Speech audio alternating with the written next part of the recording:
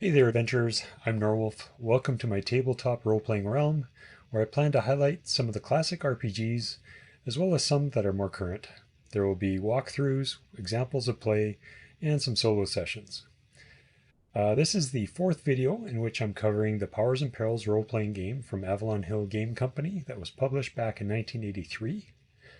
Today I'll go through the creation of an elf magic-using character. I'll speed through some of the character creation parts that I covered during the creation of the basic warrior, Raf and Dreve, in the two earlier videos. And then in a follow-up video to this one, I'll do another sample combat, this time with both of our newbie characters, and it will include our magic user attempting to cast some spells. So let's dive into this, getting our magic user, Gilder the Elf, completed. I've gone through and done some of the pre-rolls here. So I've done his native ability scores, the 2d10 modified by his racial characteristics. So if we go back to book 1 here, and we go down to the elf, these modifiers were applied to his native abilities. I've rolled his total multiplier number here, the 2d6 plus 14, which came out to 24. I've distributed his multipliers, favoring the intelligence, will, and empathy a bit more because he does plan to be a magic using character, and a little bit less on the physical characteristics, his strength, stamina, dexterity, etc. Some of his other abilities here are already calculated out based on his current ability being equivalent to his native ability, which is kind of where you start, except for Constitution and Appearance that start out at max. So, and I've rolled those multipliers as well. You'll see those in these other tables here on the PDF. The initial increase points, I did the roll age times 2 plus station plus 2d10, came out with 70. So in distributing these points on the initial increase table, I want to favor, again, characteristic points because they're going to be fairly important for this guy. And not so much combat experience, but, you know, obviously I do want some expertise with combat or melee combat. And very heavily on the expertise points because I plan to kind of go two paths with this magic using character, both as a wizard and as a Sidh magician. Being an elf, it's kind of one of the potential benefits, I guess, that you can explore with them. And a little bit on the wealth. So let's get some numbers in here. I think with combat experience, probably want to make them hopefully combat experience level 3. Want a fair chunk of initial characteristic points, so we'll probably go into the 24-ish range. Expertise points, again, going to need quite a few, so again in 24-25 range. And wealth, a little bit on the lower end of the scale, just because he's probably going to be in leather and some basic armor or basic weapons. So let's put 24 into characteristic points. It gives him 78 to distribute to across his current abilities. For combat experience, like I said, not too much, but 15 points there, which makes us combat experience level 3. Makes that 250. And expertise points, we'll put in 25. 550 expertise points. That's a lot more than we had applied to our warrior character, but you'll see shortly here that Gilder needs a lot of points for his going down his wizardry and Sidh magician path. And for wealth, the remaining 6 points go in there, so 30 wealth. Station 3 gives him 2 silver coin type, so that is actually multiplied by that 30, so he starts out with 60 silver coins. We see some remnant numbers there. And so 78 points to distribute. So I'd like to, at least with his physical characteristics, hit some of the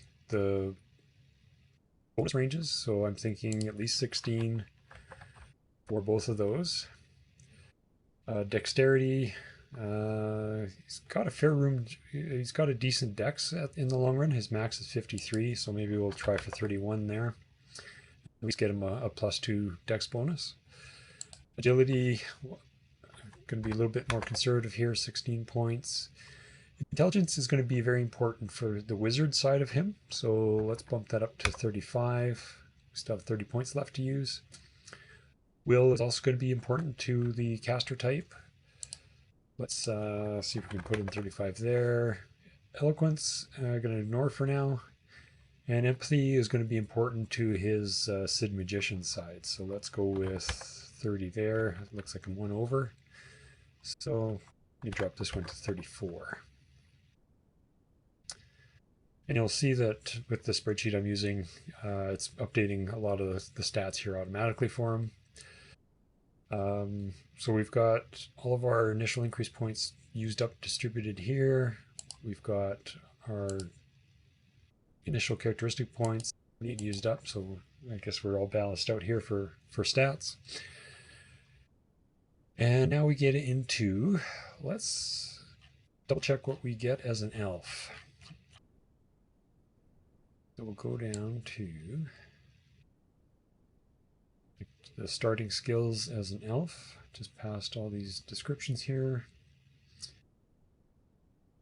And I've gone back to using the original books because there's I had contemplated using some of the updates, but finding there's a little bit of discrepancies between some of the new versus the old, and particularly version 2 of the books, where as I get into maybe some solo play, I'll switch these characters over to the version 2. Because that is something that's available to anybody who wants it off the powersandperils.org website that I mentioned previously. Right, so let's find the elf. Common knowledge. So these characters, okay, the elf. So elves have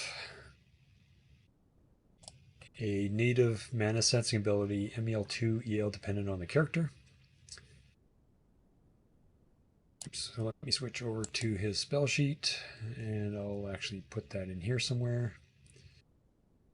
Let's put mana sensing.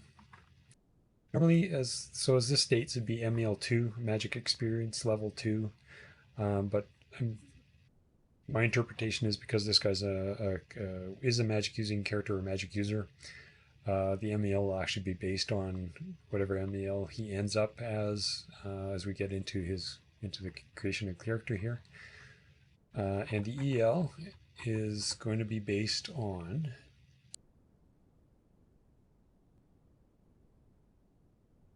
so the mana sensing is based on his characteristics, so that's considered an innate power. Go back to the special events table section. It talks about innate powers. And that is innate power.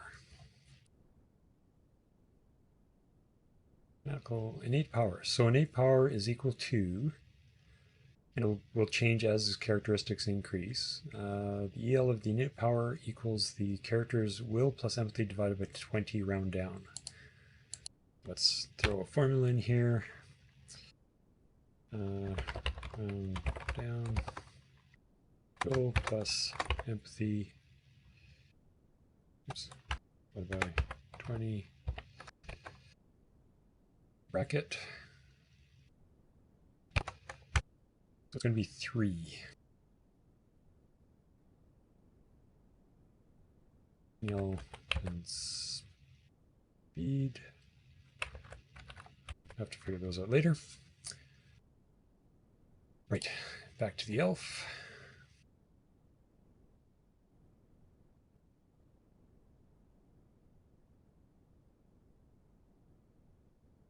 He also gets the ability to hide in forest. EL equals will plus empathy or 80, whichever is less. Let's throw that under his skills. Hide in forest.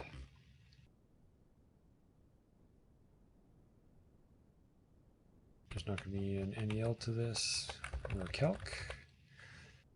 It was will plus empathy. So this one is equal to will plus empathy. 64.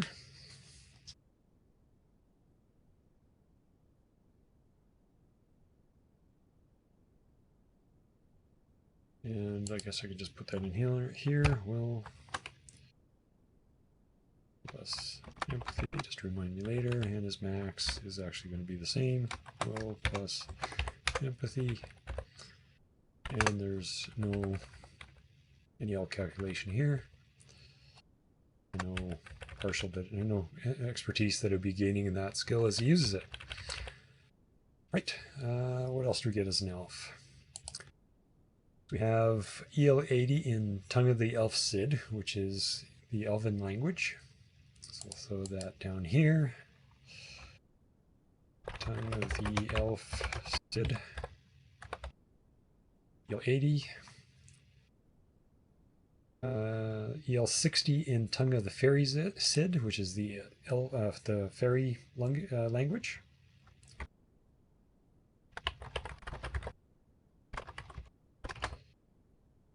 Tongue of the Fairy Sidh, so that's 60. Oops. It's going to give me a complaint if I don't do that. And what else? If the elf is a trained magician, which he will be, he will have EL 80 in Tongue of the Sidh. So Tongue of the Sidh itself is what they call a supernatural language, and it is used to improve certain spells if the spells are aligned with the particular supernatural language. So I'll just add that down here. Tongue of the Sidh, and that was at EL 80. And it turns out that Tongue of the Sidh itself does not have a written component, and as I mentioned before, I've kind of have the speak / read write in this table here. So this will be 80, and there is no written component to this language, so 80 and NA will do there. And we'll do that, and the max there is going to be blank as well. Right. Innate ability to enter upper and lower world determined by the EL of the base elf based on characteristics, blah, blah, blah. I'm not using upper lower world in my campaigns, so I'll kind of ignore that piece. He has maximum EL currently possible in Forest Survival. His Forest Survival max is currently 8, so we'll throw an 8 in here. And ability to read the intent of others as empathetic power. Treat as an innate power. EL equals to empathy divided by 10 round down. So let's throw that under spells. Call this read intent. EL is going to be equal to round down. Empathy divided by 10. That's going to be 3 as well. Actually, let's make that a little clearer. Read others' intent. And we'll ditch the speed and NEL cost on that one as well. Actually, right. And ability, any ability or liability specific for the elf in book 3. So I won't get into that part. Again, the elves in the world of Perilous Lands, that is kind of the native world to Powers and Perils, have detriments when they are in like sunlight and things like that. Kind of reminds you of potentially reminds you of the drow in the Dungeons and Dragons world. I'm not necessarily a big fan of that, and in the world I'll be kind of using for any sort of play that I do in my solo play or even play with others. I tend to use my own world, and I do some modifications to elves and fairy and some of the other races, plus add in some of my own. So again, you know, it is a role-playing game. There's lots of optional rules. You can, you know, use or choose not to use the optional rules, and you know, you're always free to add in your own rules or modify things as you see fit. So you know, there's rules as written, and then there's rules as written plus you know, what you want to homebrew or change yourself. So right, so let's go into let's spend some points on his spell casting. So we're going to pop back to the skill sheet here. And if we go to the top, you'll see that up in the upper right hand corner here, I've got this wizardry and Sidh thing. And this is where I kind of keep tabs of the points I've spent. So he's got 550 expertise points to use, hasn't used any. And if we go into book 2, and I go down to the page where you create magic users, so page 16. Like I said, we're going to be both a wizard and a Sidh magician. And so Sidh magic. The apprenticeship cost for a wizard is where is it? Apprenticeship cost is 250 points. So that'll be 250 of our 550. And the apprenticeship cost for a Sidh magician is 175 points for an elf or a fairy, or 225 points for a human. So it's a little bit harder for a human to get into the Sidh magic. There's some else. Humans also have some limitations there as well. So, and of course, dwarves can't be Sidh or can't learn Sidh magic. Dwarves are more, I think they're more kind of aligned with the Elder rather than Sidh, but then I won't get into the alignments and things like that, different powers here. And the other thing to note here is, because our wizard is going to be a Sidh magician as well, he can choose Elder Wizardry as his orientation.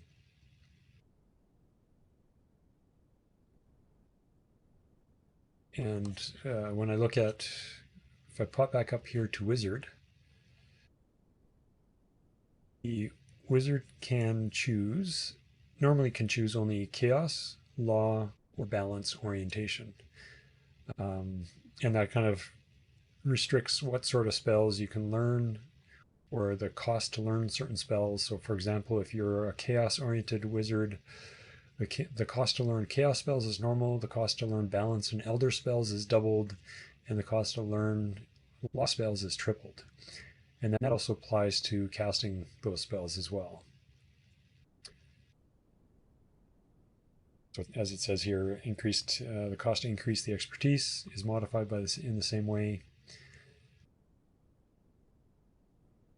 Oh, and then actually the cost to cast balance and elder spells is increased by one mana point per EL, and the cost to cast law spells is doubled. So anyways, so you kind of dive into some of the details here for the different orientations. And of course, there's also a shamanism path that you could take. And it just gives you the shaman spells, and likely some restrictions on what other spells you can learn, or what the additional cost is of other spells.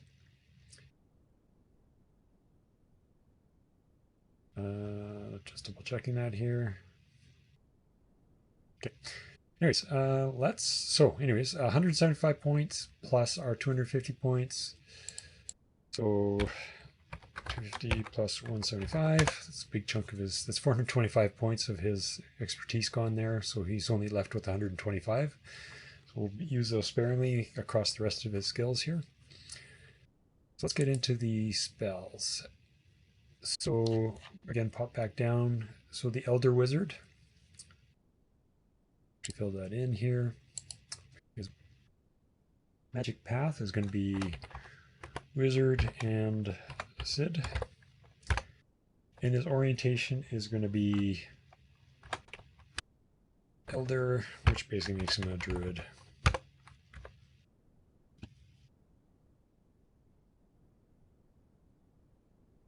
And I guess before I get too far here, the thing to note is his starting expertise and experience and expertise. So wizardry is based on intelligence. Yeah, so wizardry prime requisite is intelligence. The shaman is will. The Sidh magician is empathy. So our current intelligence for a character, actually let's get a little handy reference put in here.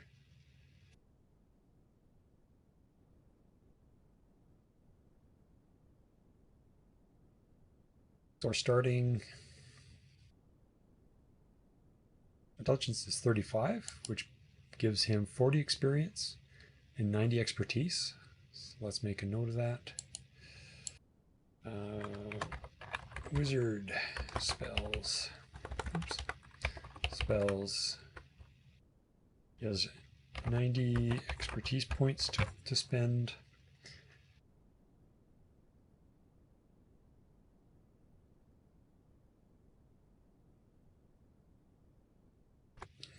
Move that over one. There we go. And for his the Sidh side of the house, he's got an empathy of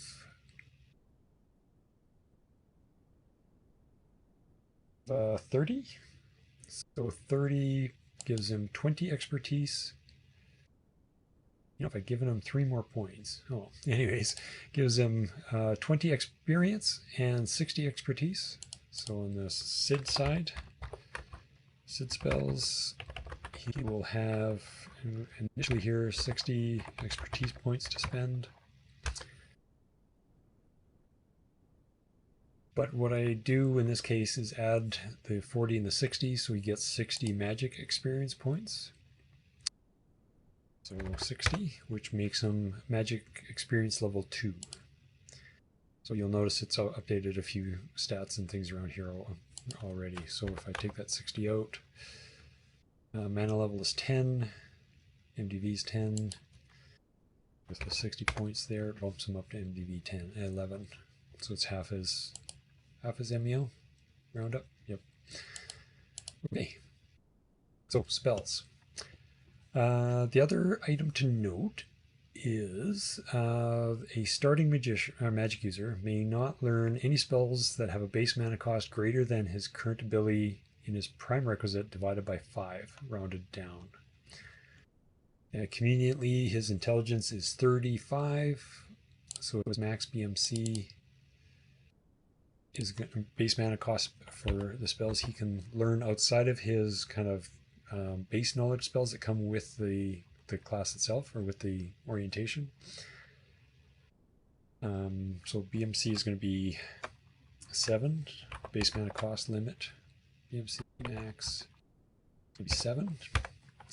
And for the Sidh magician with his empathy of 30, his base mana cost max is going to be 6. And again, that's outside of his core spells that he learns. I guess normally you would roll for whether or not he's actually accepted to become a wizard, but in this case, since I'm actually showing you how this is working, but to become a wizard, he would need to roll 2 times his current intelligence, or rolled under 2 times his current intelligence to become a wizard, or 2 times his empathy to become a Sidh magician. So we'll just assume he was successful.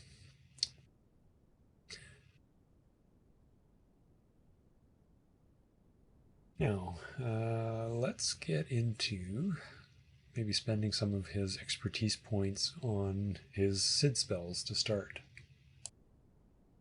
Actually, before we get into the spells, let me finish off filling in this top part here. Go back up to or back down, I guess, to our wizard. So the Elder Wizard gains Elder and Sidh spells at normal cost. So let's get Elder And Sidh.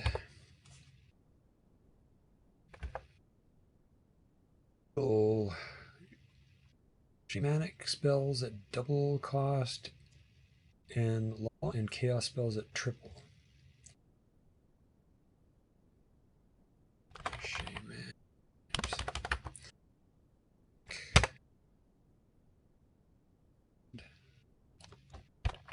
Law and chaos spells.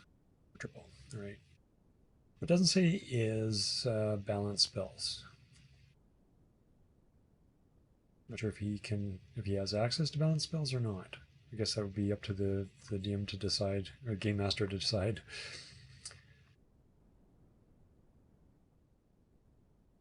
Okay. No.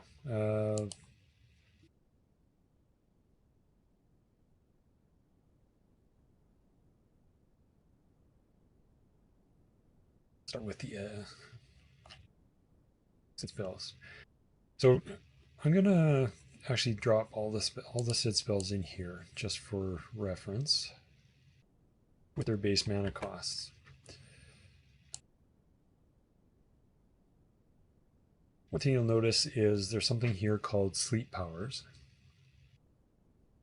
and I'm going to reference the Book of Tables because the Book of Tables had has errata for the original books, and in that errata, we go down to page 46. Oops. Going to page 46. You'll see there's this family of spells, and when I look at Sleep Powers, it's the base mana cost for Sleep Powers has been updated to 4. Oops, Sleep Powers updated to 4, so I've put a 4 in here. And the spells that are part of that family, so you buy the family of spells for based on the 4 base mana cost of 4 as what drives the cost. And it gives you Sleep Touch, Sleep Mist, and Perpetual Trance. So I put those in here.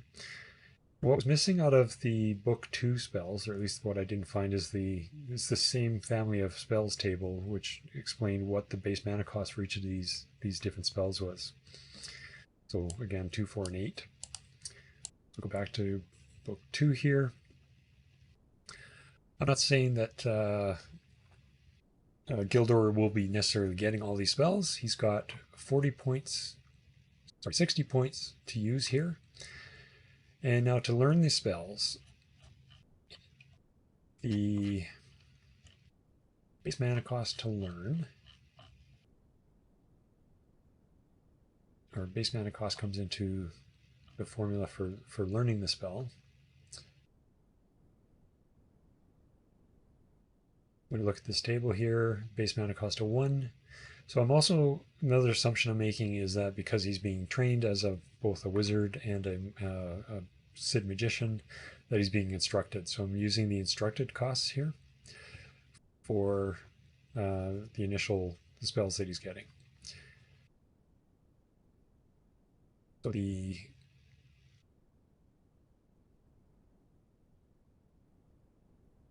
and I'll throw the cost to learn, I guess, over in the column here, since yes. All right, so if I wanted to, say I wanted to learn all of these, so it'd be 2 expertise points to learn Elf Shot. Be 2 for all these that cost 1 base mana.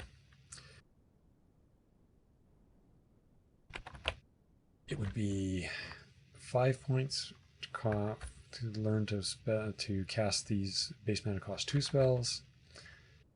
The 3 would be 8 for the 3 and 13 for the 4. So 8, and this one would cost 13. These you get automatically once you buy the family. So the 4 will cost 13. The base mana cost 5 spell would be costing 18. And the regeneration spell would be costing 25. Obviously I don't have 114 points to spend. So we'll have to kind of pick and choose a little bit. So, best, of course, to go through and read through the spells, kind of understand what might be more useful to you, or what sort of play that you want to do. Whether you want to go with offensive spells and or utility spells. For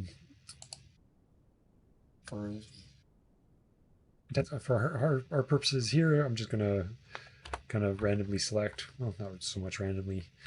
Elf Shot can be handy, Fascination can be handy, Healing, of course, is a healing spell. Music I'm going to pass on, Speed I'm going to pass on. Speed basically increases your phase movement rate for a period of time. I'll keep tracking. Drop Compulsion. Let's keep Invisibility. We'll drop Luck, Blindness, Paralysis. Drop Disease. I do want to kind of keep regeneration, so we're down to 51 points used of our 60. What did I miss? Actually, let's keep Paralysis. Leaves us with 1 point. So all the spells start at EL 0. So throw some zeros in here. Oops. 0, 0, 0. Didn't have that. And 0. All right. And we have 1 expertise left. So let's, just for the sake of using up our 1 expertise point, we'll put that 1 partial expertise into healing. So we only need 11 more points to go up a level there to EL 1. So that takes care of the Sidh side. One thing I didn't mention is with the Sidh Magician, there's some spells you also start out with.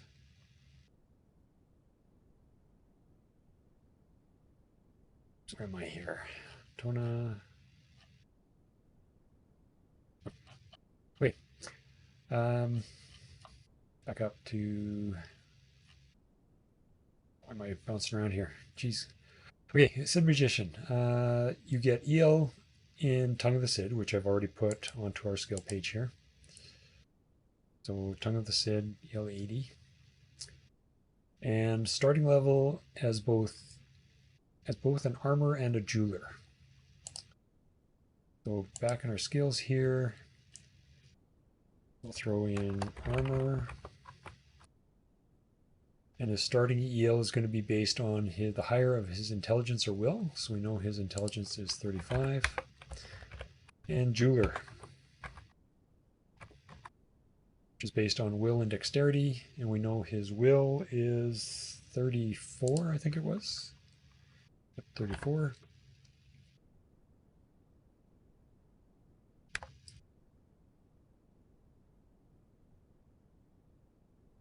And what else here? So starting EL is going to be 9. And EL for this one is going to be 10. That's 9 per level, 10 per level, because it's not an EL times 9.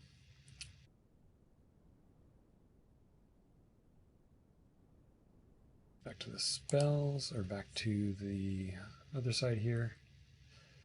And all of them, whether they're human, elf, or fairy, get magician will learn MEL, general skills. So our general skills are all these. His MEL is 2, so he would normally learn 1 or 2 of those. But our wizard will actually do better than that. So we'll flip to the wizard here at this point. So when we go up to the wizard, so the wizard learns all general skills at EL 0. So we're going to have 0 in all the general skills. And you'll see that permanent magics is another one of these family skills. And as mentioned before, or I may have mentioned before, the base mana cost max doesn't apply to these skills learned as part of your apprenticeship as the type of magic user you are. So he actually has word packs at base mana cost 15 at EL 0. All skill gains above are at no additional expertise cost. So, and the wizard also gains maximum EL currently possible as a jeweler or armorer. So I'm going to actually bump up his armor to max. 74.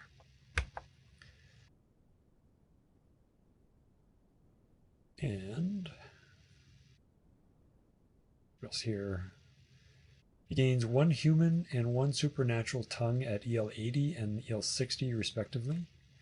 The wizard can speak these tongues and read-write them at the maximum EL currently possible. So let's go back to our skills. We will just call it common for the sake of calling it something. It's going to be 80 and our, oops, cancel that for a sec. Yeah.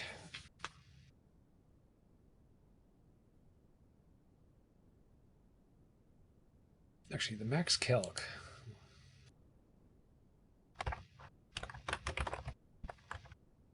Should have that for both of these for whatever reason. It's max calc. Get these underlined.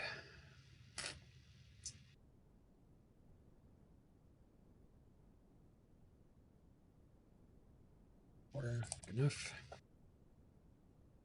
The formula here is going to be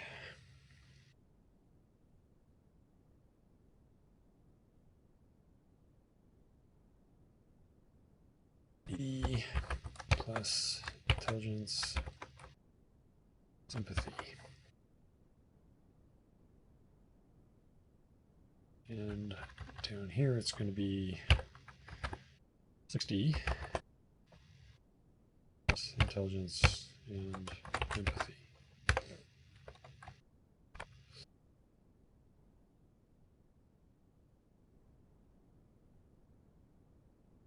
I guess that's going to apply for this one and this one, except that this one is going to be 60 as well. Okay. Fairy Sidh is at 60, and that's his max because it's a non-native language. We pop back to the skills table in book 1, page 22. Again, read-write is going to be intelligence plus empathy or 80, whichever one is higher, or whichever one's lower, I guess. And for languages of another race, maximum EL is 60. Language of your own race is normally maximum EL 80. As mentioned for the wizard here, he's getting EL 80 in a human tongue, so we'll just call it common for the sake of argument. And oops, 80. And he's getting the max current read-write, which is intelligence and empathy, which we know is 35 and 30 respectively, so it's going to be 65. And he can also, and then we also have to pick another supernatural language. These supernatural languages are on page 50 in book 2. So we go down here. So basically, as I mentioned, the supernatural languages can be used to kind of enhance the spell you're casting. It'll reduce the casting cost of the spell by 20% if you're successful in using the language. It will increase the EL of the spell by 1. So if you have an EL 5 in a spell and you successfully use the language, it could be cast up to EL 6. And what else here? Any expertise you gain from using the spell successfully is applied to both the language and the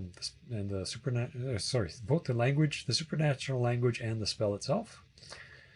If you're using a summoning or dispel banish or exorcism spells, you can subtract and you're using the native, and you're using the language that's native to that. The force that you're trying to affect, then you're subtracting 10 from that your percentile roll.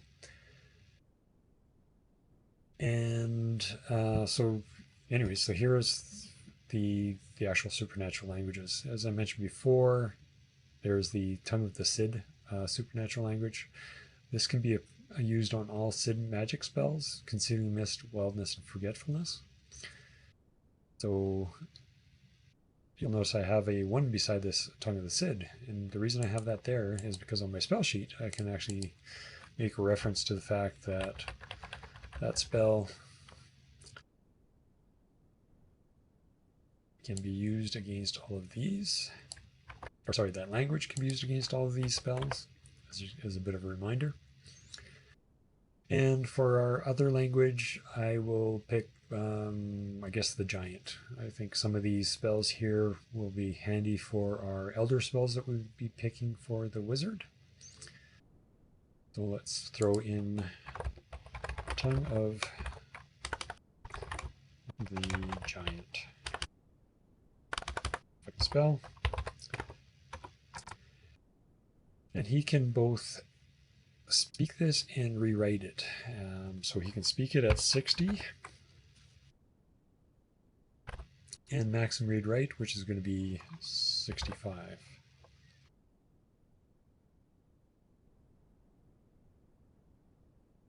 These NEL calcs are not correct.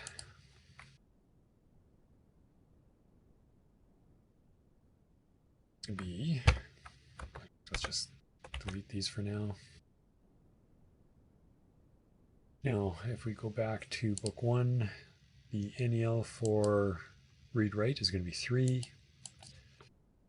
He's already at max for his,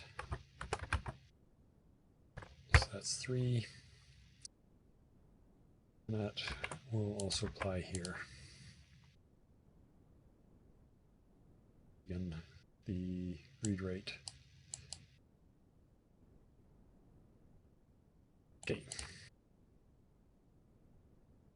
Kind of bouncing all over the place here. I wonder if I'm just confusing you or if it's actually making some sense as I go back and forth. Okay, back to the Wizard and our Wizard creation. Oh, let's make a note of that.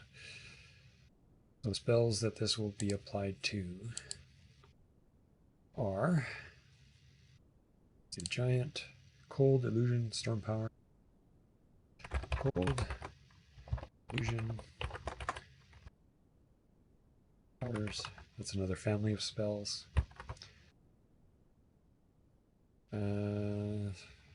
Smokeless Flame.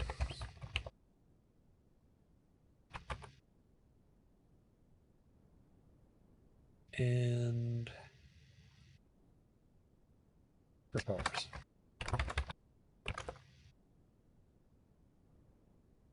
Let's just shift some of these things up a bit.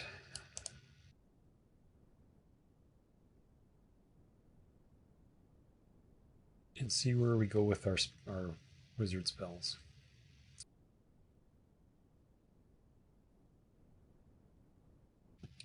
I guess the other thing to note on spell tables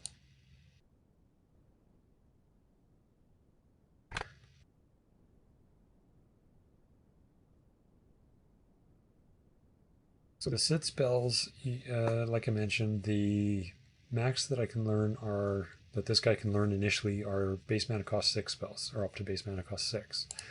So Punishment, Transmutation, and Planar Travel he can't learn because they're 8, 8, and 15 respectively. And on the Elder Powers, he has a base mana cost of 7 max, which means the only one on the Elder Powers he can't learn is Blood Vengeance, which is at base mana cost 8. So again, I'm not going to copy all these into the character sheet, but I've kind of gone through and selected some of these spells that I think would be more useful to this guy. So I will copy them in from another spot I've got here. And the cost to learn these is going to be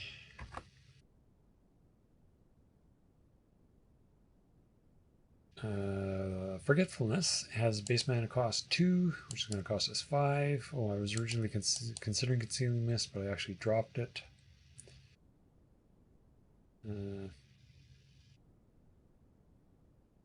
Base mana cost 8, or 3 for our Storm Powers. So again, Storm Powers is a family of spells. With Storm Powers you get Wind, Light, Lightning Swarm, Lightning, and Thunderhead. With a base mana cost 3 purchase of Storm Powers, you get all of these at 0. Cold, I'm going to skip for now. Shape Changing, I'm going to skip for now. Telepathic Powers cost us 13, so these are all at 0. Tongues, which is basically like a speaking and understanding languages, at 0. Smoke with Flame, 0. And Travel Powers, which consists of base mana cost 5. Again, that was updated, I think, from the original book. So Levitate, Insubstantiability, Teleport, Interworld Travel, which again I'm probably not using, but I've listed here regardless. And these are all at 0. And Flaming Death, base mana cost 6, at EL 0. Right, and we see we've used up our 90 points with these. Had I included Concealing Mist, I think that base mana cost would cost 2 expertise to learn, so bumps us over. That kind of finishes off his spells here. Okay, what next? Got our spells. Let's finish off our skills. So he's got 125 points worth of skills to finish. We've got, I do want to take Carrying. That's going to cost us 10. Let's go back to the skills table. So Carrying is 10. That puts him at Strength plus Stamina divided by 2. So the higher of those, it's going to be Strength. Now the difference here is your starting ELs. Oops, let's get rid of his characteristics. So the interesting thing about starting ELs, it's good for the ones that are the calculation divided by something, rounded up. It's going to be the higher of the strength or stamina divided by 10 in this case.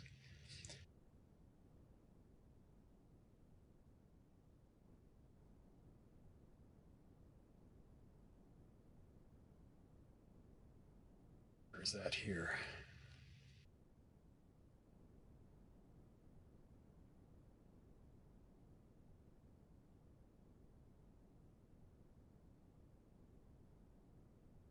Here we go.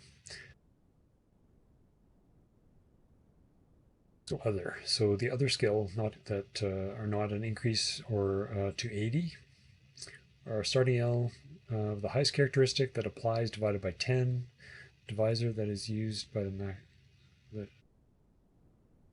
or 10, whichever is higher. So the divisor in this case is 2, but it's going to be 10 or higher, essentially what it should say. You'll know for some of these other skills, like what's a good example? I'm not sure there is a, oh, here we go. Executioner, strength, wisdom, and eloquence divided by 15. So in this case, you'd use the higher of any of those skills divided by 15. Our strength is 16 divided by 10. It's going to give us a whole 2. And our NEL is going to be 2. With some use, that'll go up fairly quickly. Also, I want to pick with this guy. One of my favorites is always Forester. Starting EL is going to be Strength or Agility. This one's an or 80 for max. So his agility is 16, just like his strength. It's going to be 9. Again with Forester. Pop down to the Forester skill. We have maximum EL currently possible in tracking. So tracking. It's going to be maximum EL 7. It'll be 64 when he's actually able to put more into it. We'll be able to remember landmarks, all the rest of that kind of stuff. A 20% chance of Tongue of the Sidh, which he already has. 60% Tongue of the Fairy Sidh, which he already has. 80% chance of EL 2 in Axe. Not going to show the rules here, but you have to trust me. And we have, I rolled a 34, so he gets EL 2 in Axe. So again, the Axe skill consists of, or the Axe family of skills. So we have Throwing Axe, Throwing Axe. We're going to do that handheld, so Fight.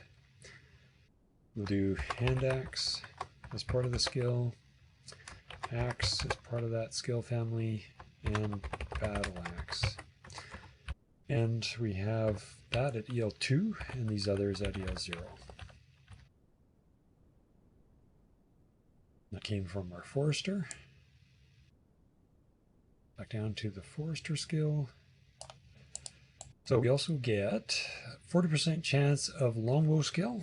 So let's see what we get here. 3. So he has longbow skill at maximum EL currently possible. And again, if I pop back up to that same family table, bow, to get longbow, he which is part of the bow course name, he gets bow, composite bow, and longbow.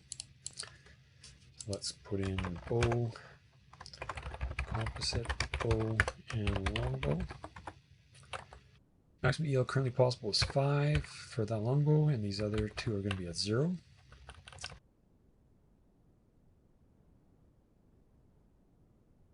And let's see, EL's going to be 6, 6, 6. Oops. 3 times 6, so that's 18. This one's going to be 6. NEL 9, 9, and once he's able to do that, it's going to be 6 times 9, which is what, 54.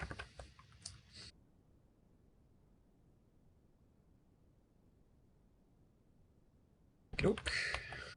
And I think that's it for Forester. Let's just double check that. And Forester, 100% chance of maximum force survival, which he already has. Now, I guess it's up to your game master, because he's kind of duplicated a skill here. Let me argue that, or maybe make a convincing argument that, you know, you could apply that training to something else that's kind of in a location nearby. So I guess for the sake of argument here, maybe I'll just say hills instead of forest.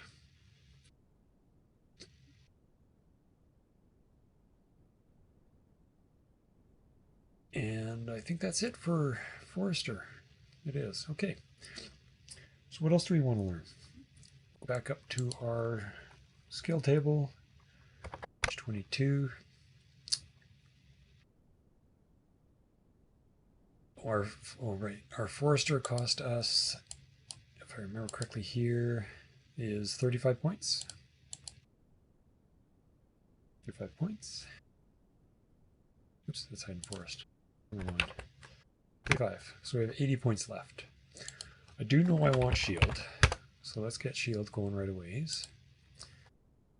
The shield skill cost us 20 points. So 20 there. And what else?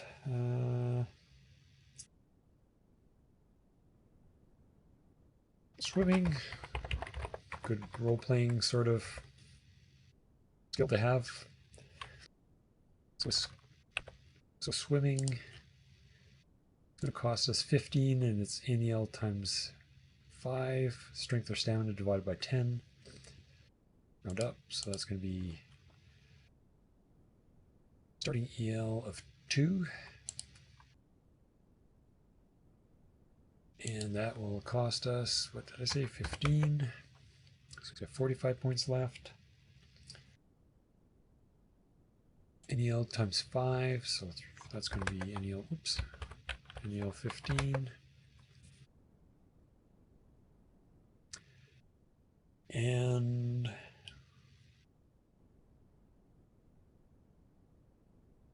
think I want to put some points into shield. We'll bump his shield up to EL2. So EL1 cost us 6. EL2 is going to cost us 12, so a total of 18 more. So 38 here. Leaves us with 27 points. I think to round out kind of some of the weapons that he can use. So if I look at maybe sword or tulwar. Sword is based on stamina and agility.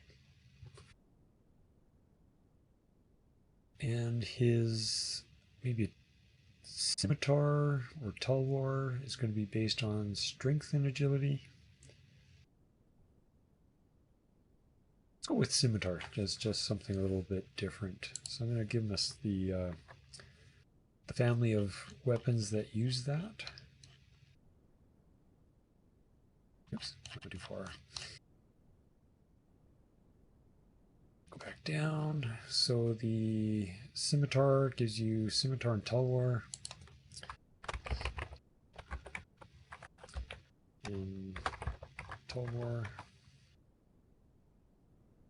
You'll see his maxims aren't all that great, but that one cost us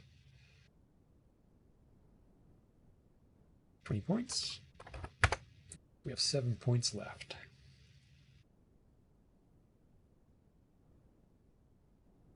These are both at deal 0 to start. What do I want to do with 7 points? NEL 6.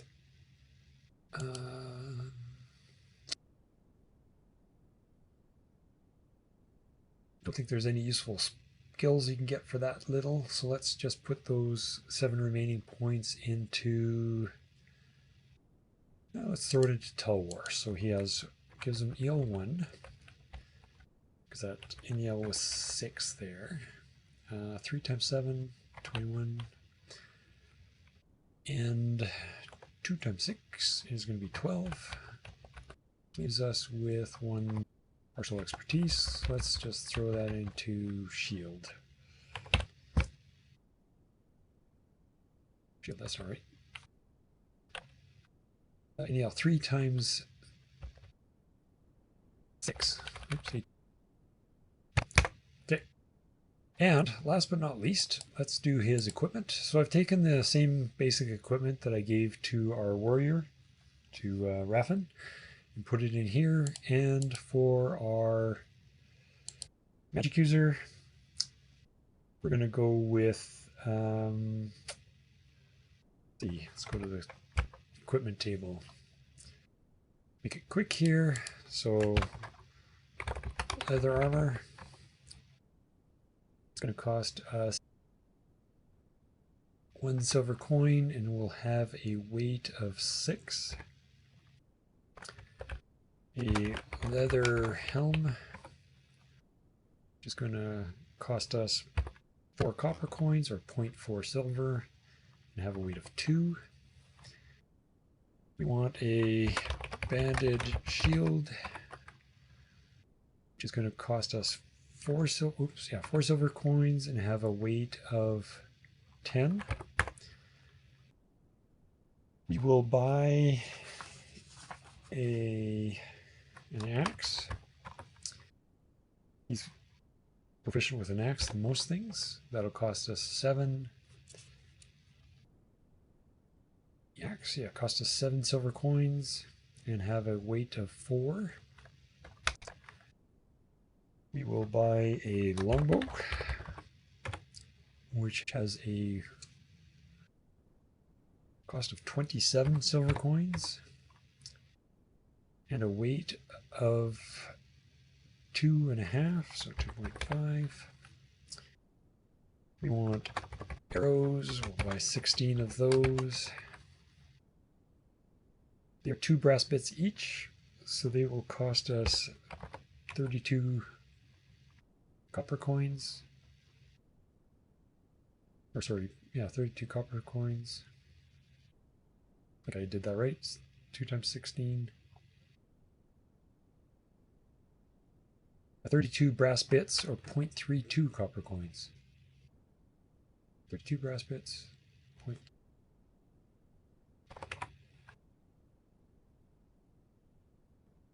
Why does that not look right? 32, 3.2. Oh yeah, sorry, there was a 0.32. Okay. And I'll have a weight of 1. No, weight of 2. And we'll pick up a... We want a fighting dagger? Actually, we didn't learn fighting dagger. We didn't have enough points for that. So let's skip the fighting dagger. He's going to use an axe or go home. Just to round out our front character sheet, we have leather armor with armor value of 1. And if we look at book 2 and go up to the optional equipment damage and whatnot, our armor value of 1 has a DR 15. Our leather helm has an armor value of +1, which for the helm is the AV times 10, the damage it can resist, so that's a 10. And our shield is a banded shield, which we have EL 2 in, if I remember correctly. Shield 2. And the armor value of the shield was AV 8 on that table. And for our weapons, we have the axe at EL2. We have the longbow / arrows at EL5. And the longbow down here is the ranged weapon. EL5 again, not that it makes a difference here, but so the ranges. Where was the range here? So the longbow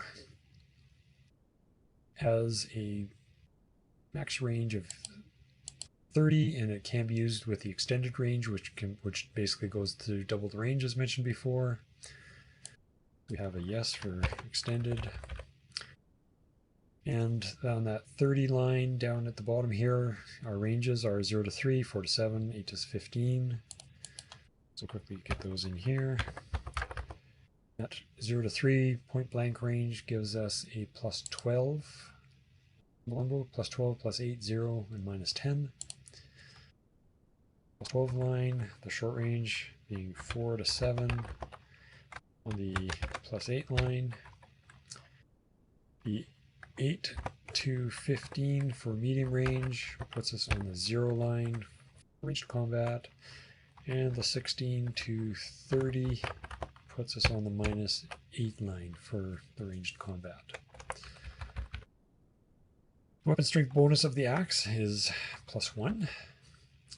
The longbow has a weapon strength bonus of 1, and the arrows are 0, so that gives us a 1 there as well. If I pop back to the table here, so again, arrows are 0, fatigue value of 6. Throw 6 over here. Might come in useful when we're trying to retrieve arrows, see if they've broken. And our axe has a fatigue value of 9. So I'll throw a 9 in here. So I'll flip back to book 2 and just quickly do our damage ranges, which is up here. So again, for the missile weapons that aren't thrown, the strength bonus doesn't apply to these, but it does apply to our axe. Start with our normal damage. It's going to be d6 plus strength bonus and weapon strength bonus. A strength bonus of +1 and our weapon strength bonus +1, so that's going to be +2. For arrows, it's only the +1 for the weapon strength bonus. On a severe hit, here we see it's going to be d10 plus strength bonus plus weapon strength bonus plus half the EL round up. On a severe hit here, let's see, strength bonus 1, weapon strength bonus 1, and the EL and half is 1, so +3. The longbow, weapon strength bonus of +1, strength bonus doesn't apply, and half the EL round up is going to be 3, so that's going to be a 4.